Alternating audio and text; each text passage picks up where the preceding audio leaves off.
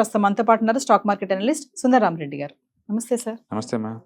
Sir, amphi list వచ్చింది. ఇప్పుడు market capitalisation లో డిఫరెంట్ స్టాక్స్ అయితే మనకి వర్గీకరణ అయితే జరిగింది కదా. ఏ స్టాక్ కి ఎంత ఉందంటారు?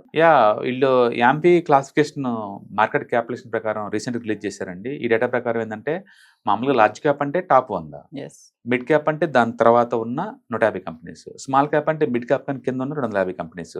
కానీ లార్జ్ క్యాప్ లో 1,00,000 కోట్ల కన్నా పైన ఉన్నాయండి. ఇప్పుడున్న మార్కెట్ క్యాపిటలైజేషన్ ప్రకారం 1,00,000 కోట్లు అంటే అబోవ్ ఉంటే వాటిని మనం లార్జ్ క్యాప్ అంటాం. ఇప్పుడున్న డెఫినేషన్ ప్రకారం. ఒకప్పుడు 20,000 కోట్లు కానీ పైన ఉంటే లార్జ్ క్యాప్ అనేవాళ్ళండి ఒక డికెట్ బ్యాక్. అంటే కంపెనీస్ ఎంత పెరిగినా ఊహించుకోండి ఇంకా. అందుకని ఇప్పుడు లార్జ్ అంటే 1,00,000 కోట్ల కన్నా పైన ఉంటేనే వాటిని లార్జ్ క్యాప్ అనాలి. ఓకే. అలాగే మిడ్ క్యాప్ అన్నాం అనుకోండి, 33,000 కోట్ల కన్నా పైన ఉండాలండి. 33,000 కోట్ల పైన ఉండి 1,00,000 కోట్ల లోపు ఉన్న వాటిని మిడ్ క్యాప్ లో ఉన్న ప్రస్తుతానికి. అంటే స్మాల్ క్యాప్స్ అనుకోండి 33,000 కోట్ల కన్నా తక్కువ ఉన్నట్టుని స్మాల్ క్యాప్స్ అంటున్నాం అక్కడ. ఓకే. ఒకప్పుడు స్మాల్ క్యాప్ అంటే 5,000 కోట్లు 7,000 కోట్లు ఉండేదండి. ఇప్పుడు ఎంత 33,000 కోట్లు. అంటే ఒక డెకెడ్ బ్యాక్ అవి లార్జ్ క్యాప్స్ అయ్యి ఒక డెకెడ్ క్యాప్. అందుకని మీరు స్మాల్ క్యాప్ అంటే మరీ స్మాల్ ఏం కాదు, ఒక డెకెడ్ బ్యాక్ అవన్నీ లార్జ్తో సమానం. అందుకని వీళ్ళు ఏంటంటే 100తో రిస్ట్రిక్ట్ చేశారు కాబట్టి no more small caps large క్యాప్గా మారవన్నమాట. స్మాల్లో ఉండిపోతున్నాయి ఎంత పెరిగినా సరే. Okay. So very interesting data అండి. అండ్ కాబట్టి కంపెనీస్ మారిపోతూ ఉన్నాయి. అండ్ ఒకప్పుడు స్మాల్ లాగా ఇప్పుడు పెన్నీ స్టాక్స్ చిన్న కంపెనీస్ అంటానికి వీల్లేదు. 33,000 కోట్లు చాలా పెద్దవి అనమాట అది. సో ఈ డేటా ప్రకారం ఏంటంటే డెకేడ్కి స్టాక్స్ చాలా ఫాస్ట్గా గ్రో అవుతూ ఉన్నాయి అనమాట. దాంతో మనకి డెఫినేషన్ కూడా మారిపోతున్నాయి. అంటే మనం కనుక చూసుకుంటే రిలయన్స్ నెంబర్ 1 కంపెనీ అండి. అంటే 2019లో దాని మార్కెట్ క్యాపిటలైజేషన్ జస్ట్ 8 లక్షల కోట్లు అండి. 8 లక్షల కోట్ల కంపెనీ. అది పెద్ద కంపెనీ. చిన్న కంపెనీ అంటే ముత్తూట్ ఫైనాన్స్ అండి. అది ఎంత 26,000 కోట్లు. ఓకే. 26,000 కోట్స్ కంపెనీ.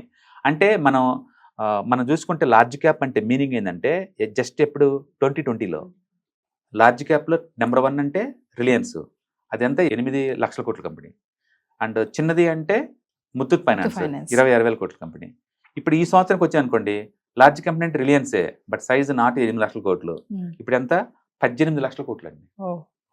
18 లక్షల కోట్లు. చిన్న కంపెనీ అంటే ఇన్ఫో ఎడ్జ్ అండి 1,00,000 కోట్లు అండి. అంటే నిఫ్టీలో ఒకప్పుడు 25,000 కోట్ల కంపెనీ ఉండేది, ఇప్పుడు 1,00,000 కోట్లు ఉంటేనే లార్జ్ క్యాప్ అవుద్ది. ఓకే. అలాగే మిడ్ క్యాప్ అన్నాం అనుకోండి, ఒకప్పుడు మిడ్ క్యాప్లో పెద్ద కంపెనీ అంటే ఎంఆర్ఎఫ్ అండి 25,000 కోట్స్ ఉండేది.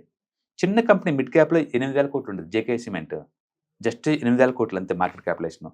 ఇప్పుడు చూసాను అనుకోండి 2024లో నెంబర్ 1 కంపెనీ అంటే ఇండియన్ హోటల్స్ అండి, ఆల్మోస్ట్ 1,00,000 కోట్లు. అది చిన్న కంపెనీ అంటే ఆదిత్య బిర్లా ఫ్యాషన్ లిమిటెడ్ అండి 33,000 కోట్లు.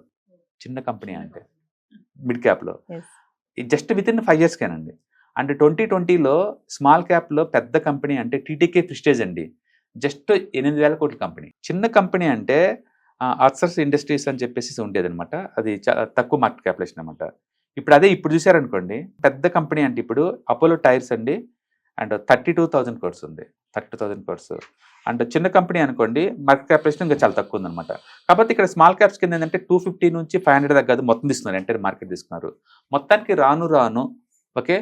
అంటే కంపెనీ సైజు మారిపోతున్నాయి, కంపెనీ సైజు మారుతుంది అనమాట.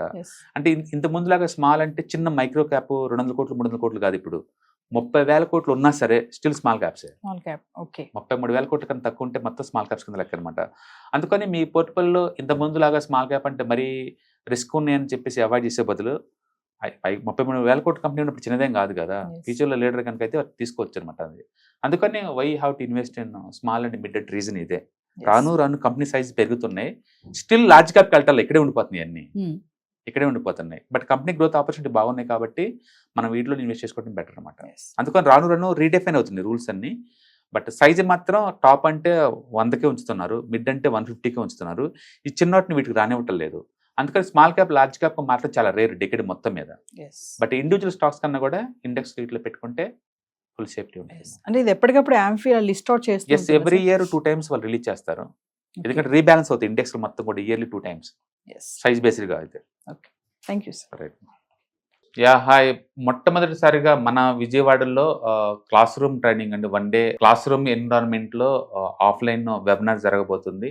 అండ్ ఇంట్రెస్ట్ ఉన్న పార్టిసిపెంట్స్ ఈ కింద స్క్రోల్ అవుతున్న నెంబర్కి రింగ్ చేసుకొని సీట్ బుక్ చేసుకోండి. దీంట్లో ETFs, index funds and mutual funds మీద completely and hand holding experience మీకు ప్రొవైడ్ చేయబడుతుంది.